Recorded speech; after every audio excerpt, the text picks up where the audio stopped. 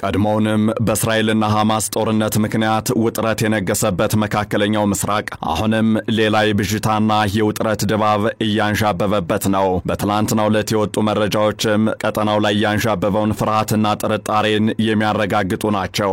አሜሪካ በመካከለኛው ምስራቅ የሚገኙ ዲፕሎማቶቿን በከፊል እንዲወጡ ትዕዛዝ አስተላልፋለች። በሌላ በኩል ኢራቅ ማስተባበያ አቅርባለች። ከወዲያ ደግሞ እንግሊዝ የጥንቃቄ መልእክት አስተላልፋለች።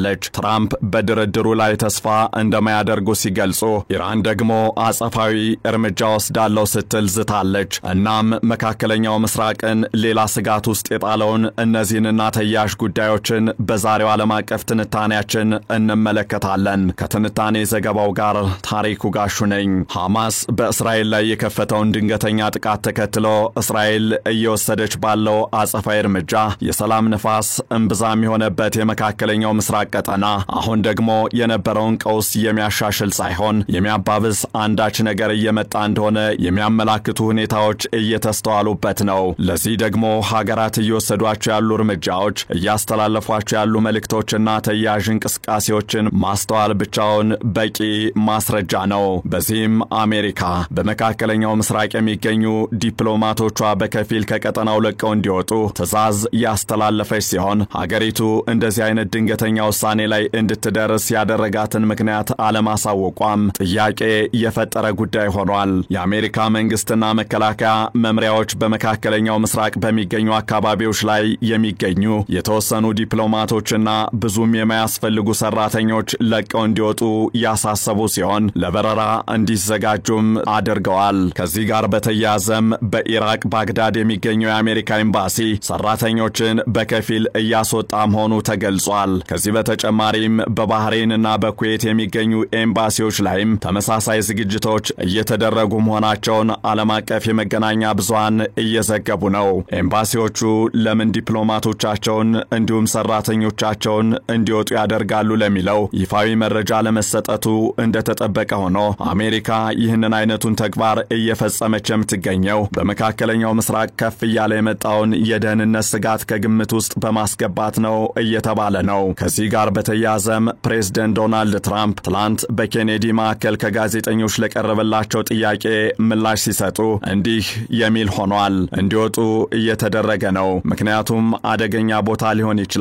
እናም የሚሆነውን እናያለን። ነገር ግን እንዲወጡ አሳውቀናል። የሚሆነውንና የሚፈጠረውን ነገር እናያለን። ፕሬዝዳንቱ በዚህ ምላሻቸው ከቀድሞ የተለየ ምን ተፈጥሮ ነው ወይም በዲፕሎማቶች ላይ ከማን ምን አይነት የደህንነት ስጋት ተፈጥሮ ነው የሚለውን ቁልፍ ጥያቄ በግልጽ አላስቀመጡም። በሌላ በኩል ደግሞ ጉዳዩን አስመልክቶ መረጃ የሰጡ አንድ የመከላከያ ባለስልጣን አገልግሎት ሰጪ ሰራተኞቻችንና የወታደሮቻችን ቤተሰቦች ደህንነት የኛ ቀዳሚ ጉዳያችን ነው ያሉ ሲሆን የአሜሪካ ማዕከላዊ እዝ ወይም ሴንትኮም እያደገ የመጣውን የመካከለኛው ምስራቅ ውጥረትን እየተከታተለ ነው በማለት ለሲኤንኤን ገልጸዋል። ከዚህ ጋር በተያያዘም የአሜሪካው መከላከያ ሚኒስትር ፔት ሄግሴት በመካከለኛው ምስራቅ በሚገኙት ወታደራዊ ማዕከላት ውስጥ የሚኖሩ የወታደር ቤተሰቦች በፈቃደኝነት ወደ ሀገራቸው መመለስ የሚችሉበትን ፈቃድ ሰጥተዋል ተብሏል።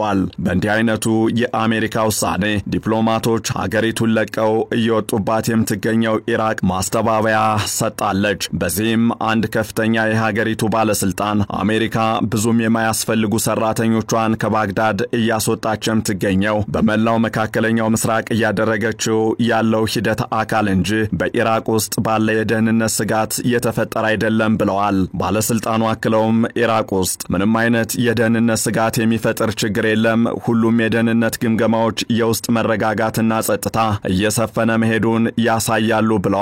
ከዚህ በተጨማሪም ሁሉም የሌላ ሀገር ኤምባሲዎች ያለምንም ችግር እየሰሩ ነው በማለት የአሜሪካ ኤምባሲ ወደዚህ አይነቱ ውሳኔ ለምን እንደገባ ግልጽ አይደለም የሚል አንድምታ ያለው ሐሳብ ሰንዝረዋል። የሆነው ሆኖ አሜሪካ በመካከለኛው ምስራቅ የሚገኙ ዲፕሎማቶቿንና ሰራተኞችን ወደ ሀገራቸው እንዲመለሱ ትዕዛዝ ያስተላለፈችው ትላንት ባንድ በኩል ፕሬዝዳንት ዶናልድ ትራምፕ ኢራን ኒውክሌር እንዳታበለጽግ ለማድረግ እየተደረገ ያለው ድርድር ውጤት ሊያመጣ ይችላል የሚል እምነት እንደሌላቸው መግለጻቸውን፣ በሌላ በኩል ደግሞ ተደራዳሪዋ ኢራን አሜሪካ በኢራን ላይ እርምጃ ወስዳለው ካለች በአሜሪካ ወታደራዊ ማዕከላት ላይ እርምጃ ወስዳለው ማለቷን ተከትሎ ነው። ይህ ደግሞ አሜሪካ ካስተላለፈችው ቀጠናውን ለቃችሁ ውጡ የሚል ድንገተኛ ትዕዛዝ ጋር በአንድም ይሁን በሌላ በኩል የሚገናኝ ጉዳይ ተደርጎ ይወሰዳል። አሜሪካና ኢራን በኒውክሌር ጉዳይ ላይ ውይይት ከጀመሩ በርካታ ሳምንታት የተቆጠሩ ሲሆን እስካሁን ለ5 ጊዜ ያክል